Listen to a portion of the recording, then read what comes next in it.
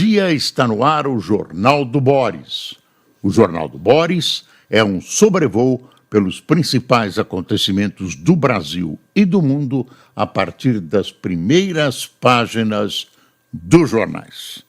Falando em jornais, hoje é o dia do jornalista. Um abraço a todos os jornalistas e a mim mesmo também. Eu ainda sou jornalista. Hoje temos um noticiário já de manhã que não consta nos jornais, está nos sites da imprensa brasileira e internacional, que é uma coisa esperada, mas é meio assustador. Dá uma espiada aqui no site da Folha de São Paulo. Mercados voltam a despencar após autoridades americanas endossarem tarifas de Trump. Quedas ocorrem depois da pior semana para Wall Street desde a pandemia. Futuro do índice japonês tem negociação suspeita. Parou a Bolsa de Tóquio. Suspensa. Parou. É isso. Tinha falado? Tá, deve ser suspeita também. Entrevista. Tarifaço faz a China parecer melhor do que é, afirma pesquisador de Stanford.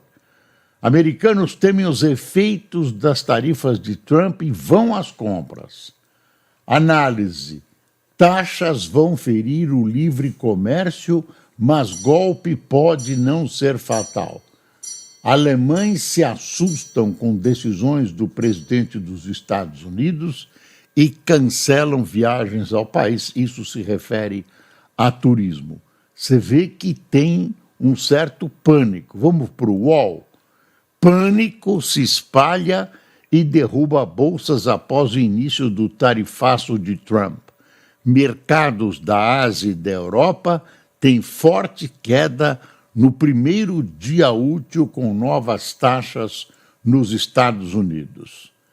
Tarifas fazem China parecer melhor do que é, diz pesquisador de Stanford. Tarifas de Trump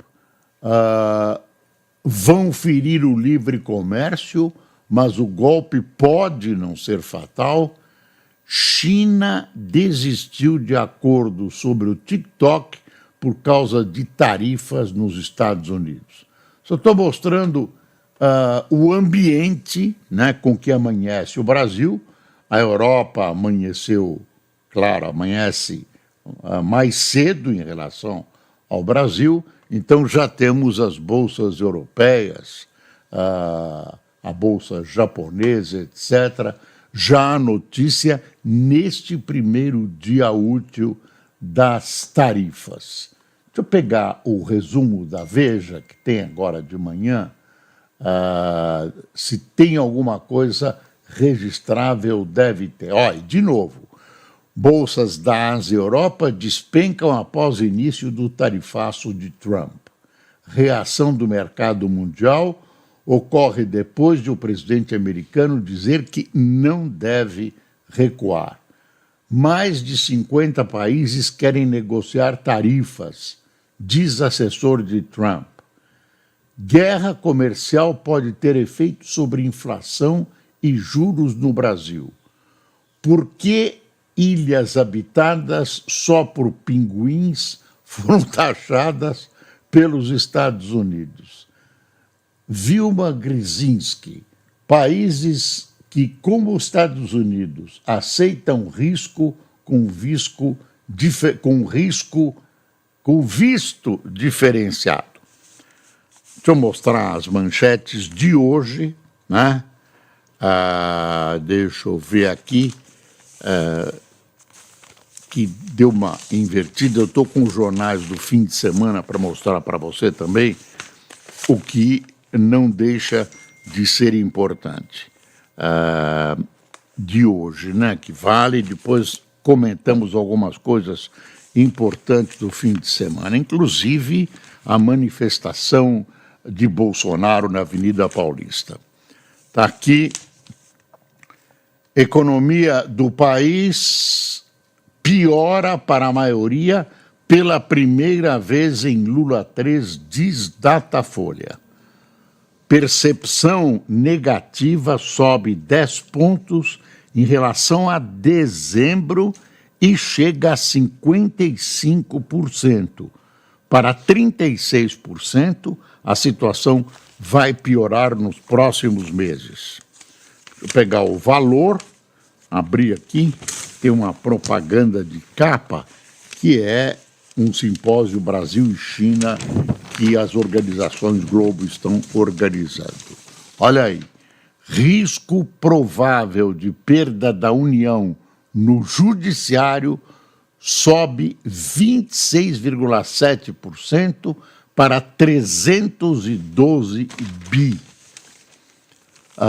Alta em 2024 ocorreu em ações em que riscos de derrota são maiores.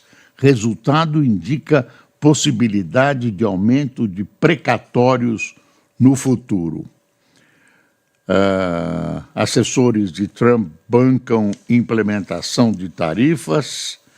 E olha aqui, baixinho, uma coisa que soa muito estranha: bancos avaliam solução privada para o master, porque normalmente casos destes acabam sendo empurrados para os nossos bolsos, como estavam sendo no caso de um banco estatal de Brasília comprar esse banco cuja situação futura não é nada recomendado. O banco está com problemas, ou vai estar com problemas, e o que acaba acontecendo peço que alguém atenda o telefone, deve ser algum telespectador irritado com o Dia do Jornalista. Nós não temos culpa, viu? Bom, fim de semana, sábado, Valor, Folha, Globo. Globo já variou um pouco. Ó, participação da mulher na força de trabalho para de avançar. Mesmo com melhores condições e mais vagas, parcela feminina que trabalha ou busca uma ocupação está estagnada em 53% desde 2021. Tem uma pesquisa aqui, ó. Pesquisa realizada, está no O Globo. Pesquisa realizada entre 27 e 31 de março, uma pesquisa do Instituto Quest revela que apenas 34% dos brasileiros querem que os presos pelos ataques do 8 de janeiro sejam soltos. Mesmo entre os eleitores de Bolsonaro, 32% dizem preferir que grupo golpista continue preso e cumpra as penas aplicadas pela Justiça. Claro que as penas aplicadas pela Justiça, as que estiverem dentro da lei, devem ser aplicadas. Agora, é estranho que pessoas que participaram da baderna, que não estavam aplicando golpe de Estado, um pipoqueiro, uma mulher que pintou uma estátua com batom e tudo, peguem penas de 14, 15 anos, quando os ladrões da Lava Jato, quase todos ou todos, estão livres. Essa história de prisão domiciliar é conversa mole, porque prisão domiciliar na casa de quem tem piscina na beira da praia, que fica dando palpite sobre filmes, etc., para jornais, isso é liberdade. Recebe visitas, né? Tem uma série de restrições, mas não está curtindo uma prisãozinha, né? Então, isso que choca um pouco, né? Assassinos cumprem condenados a 6.000 anos, cumprem 2 anos e saem da cadeia com liberdade condicional, progressão da pena, sei lá, todos esses instrumentos, e aí um baderneiro desse que merece as penas da lei fica preso por 14 anos. Pode? Não pode. Deixa eu ver o Estadão. O Estadão pôs o Papa na primeira página. Papa reaparece em público. Partilho a experiência de me sentir frágil. Ele está inchado, o Papa, né? Olha aí. Fotografia meio esmaecida, mas dá para ver. Ao final da missa do Jubileu dos Enfermos, o Papa Francisco saudou cerca de 20.000 fiéis no Vaticano e falou sobre experiência de enfermidade, da enfermidade, e disse se sentir frágil, de depender dos outros em tantas coisas e de precisar de apoio. Tem uma historinha que eu me lembrei, porque tem uma foto do Papa de alto de página. Quando eu era editor da Folha, eu recebi uma manifestação de um sindicato, de uma associação de jornaleiros, dizendo o seguinte: por favor, não ponha mais o Papa no alto da página. Não era esse, é evidente. Cada vez que você põe o Papa, cai a circulação e nós perdemos dinheiro. O pior é que era verdade. Punha o Papa, caía a circulação. O que aumentava a circulação? Bicho, pinguim, a leoa que deu à luz, né? o besouro que não sei o quê. Essas fotografias coloridas de bichos, é um sucesso. Vende jornal para burro. Um segredinho para você.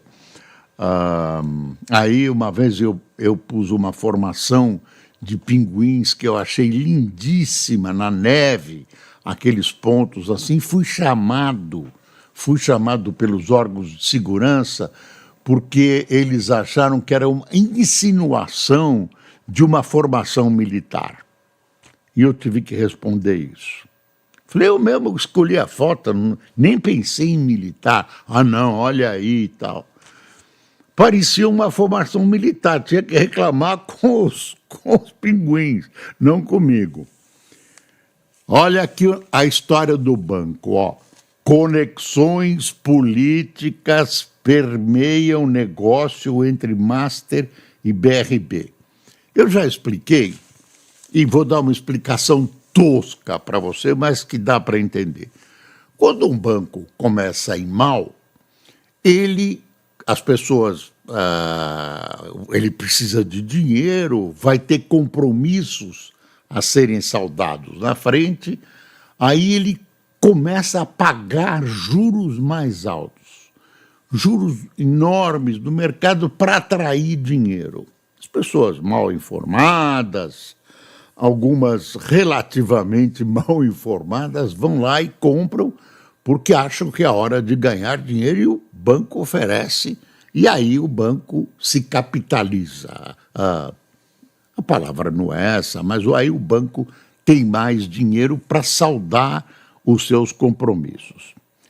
Aí, quando as coisas, o caldo entorna, as coisas ficam muito ruins, então o banco quer vender parte do banco. O que ele faz? Ele recorre, ele primeiro tenta vender. Tem uma espécie de clube dos bancos, né, que é feito para ressarcir clientes se acontecer alguma coisa. Cadê o nome disso? Tem um nome, eu que acabei. Então, aí eles juntam esse dinheiro e tem um máximo que eles pagam para cada cliente se houver uma perda. Me vê o nome, por favor. Eu esqueci. Tem um nome que é essa espécie de junção. Mas aí é dinheiro dos bancos. Eles não querem gastar. Eles não querem gastar do deles. Fundo garantidor. Fundo garantidor, é isso. A Luiz me escreveu. Fundo garantidor. A situação é a seguinte: eu vou empurrar para quem quer comprar os bancos. E aí empurra para um banco estatal, que é o Banco de Brasília. Empurra para o banco estatal e o banco estatal acaba comprando com um monte de coisas contra ele, né, nos contratos. Por exemplo, o dono desse banco, Daniel Vorcaro, ficaria à testa de uma grande parte do banco. Uma coisa estranhíssima. As autoridades suspeitaram, porque, enfim, a repercussão foi grande, cheira mal, e aí estão se acertando, e aí vão aparecendo os problemas, vai se levantando o lençol. O banco tinha CDBs para frente, para saldar e tal. Deixa eu ver como é que o Estadão vê isso aqui. Mas aí apareceu um banco. Quando aparece um banco privado que quer comprar, ele é chuchado pelo governo. Olha, eu te dou isso, te dou aquilo, faço essa concessão se você comprar o banco. Aí aparece um banco particular e compra. Essa é uma das histórias. Eu não sei se isso está acontecendo agora, porque tem uma proposta para venda para um banco particular e tal. Então está aqui. As conexões, aí tem as conexões políticas que o Estadão levantou. As conexões do empresário Daniel Vorcaro nos círculos financeiros e políticos à direita e à esquerda contribuíram para que o Banco de Brasília, estatal do DF, se interessasse pela compra do Banco Master de Vorcaro. A negociação ainda precisa passar pela aprovação do Banco Central e do Conselho Administrativo de Defesa Econômica. O CAD. Uma das pessoas mais próximas ao banqueiro em Brasília é o senador Ciro Nogueira, do Piauí, presidente do PP. Nogueira foi ouvido antes de o governador do DF, Ibanez Rocha, do MDB, dar aval à oferta de compra do Master pelo BRB e é padrinho da indicação do atual presidente do CAD, Alexandre Cordeiro. As relações de Vorcaro, que não quis se pronunciar ao Estadão, levaram políticos a questionar a oferta do BRB por um banco privado. A operação também, aqui está empastelado, movimenta a corrida pelo governo do DF em 2026. Viu as consequências, a comunicação entre política, economia, padrinhos, amigos. Bom, é isso. Tivemos a manifestação do Bolsonaro pró essa anistia. O Congresso está segurando a anistia. Aí diz, não, vai perder no Congresso. Tem gente que diz isso. Não, gente do PT mesmo, vai perder no Congresso. Se vai perder, por que não coloca em votação? Assim derrota de uma vez. Não é verdade que vai perder. Há o temor que a anistia possa passar. E aí um dia frio, um pouco chuvoso em São Paulo. Dizem os jornais, supostamente apoiados em análises técnicas, de que tinha 45 mil pessoas. Não me parece muito mais. Dá uma espiada se Paulista tinha 45 mil pessoas. Tinha mais, né? Tinha mais. Cada qual pretende, de alguma maneira, reduzir a presença de gente do adversário. O Bolsonaro ainda atrai multidões. Ele sabe disso, né?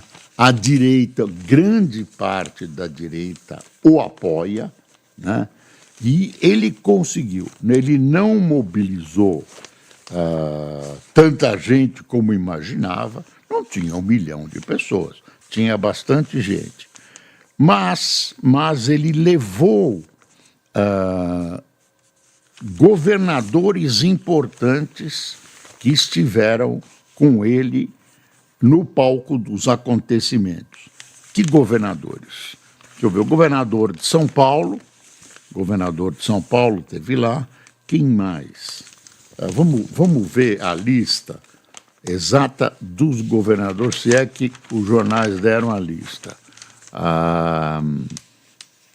Tem uma lista que eu até marquei, mas é uma lista significativa de governadores que estiveram nessa manifestação na Avenida Paulista, que mostra que ele busca e tem o apoio, de alguma maneira, de ilustres representantes das elites políticas e econômicas brasileiras.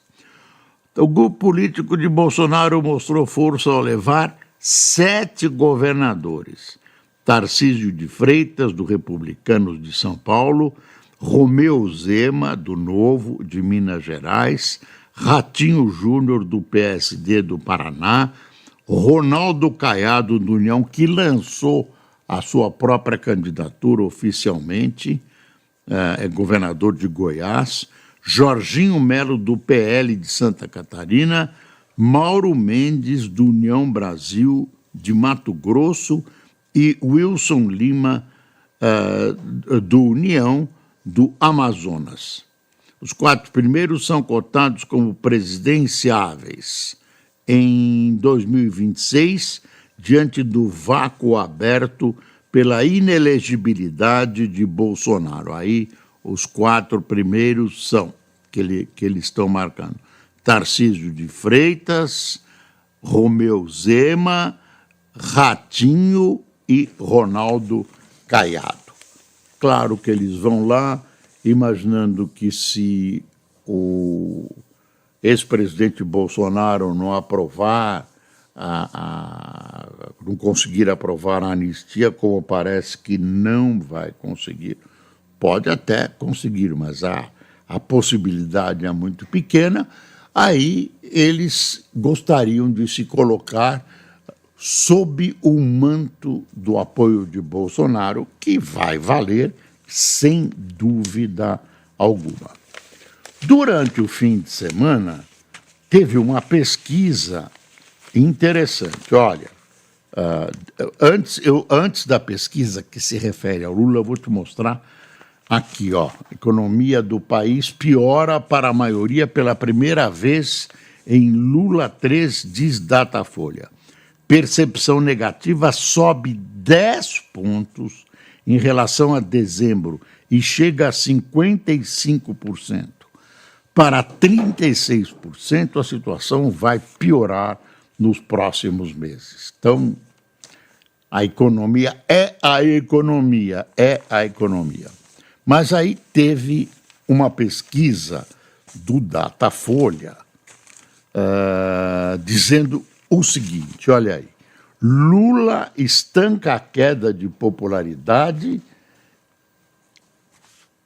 Reprovação é de 38%, diz Datafolha. Então, o Datafolha, enquanto a pesquisa Quest anterior, alguns dias antes, mostrou que ele continua em queda, a pesquisa Datafolha mostrou que a queda estancou, São pesquisas diferentes, com metodologias diferentes, com momento possivelmente diferentes. Se me pergunta por quê, tem explicação aí que não acaba mais. Mas ele dá uma subidinha, mas ainda está muito mal. E depois saiu uma outra pesquisa do Datafolha, isso já no domingo, Lula venceria Bolsonaro e nomes da direita se a eleição fosse hoje, diz Datafolha. Quer dizer, o Lula vai mal, está mal, continua mal também pelo Datafolha. Ele deu uma estancada na queda, mas continua muito mal. A apreciação negativa dele é maior que a positiva. Mas assim mesmo Lula venceria Bolsonaro e nomes da direita se a eleição fosse hoje. Petista tem menor diferença contra ex-presidente que está inelegível. O presidente Lula venceria todos os nomes da direita apoiados por Jair Bolsonaro se as eleições fossem hoje, indica nova pesquisa Datafolha. Você vê. Então está aqui. O desempenho de Lula pouco varia nos cenários com diferentes herdeiros políticos do ex-presidente, entre eles Eduardo e Michele Bolsonaro. No quesito rejeição, a de Lula continua alta, 42%, abaixo apenas de Bolsonaro, 44%. A pesquisa tem margem de erro de 2 pontos para mais ou para menos. A rejeição dos dois é igual.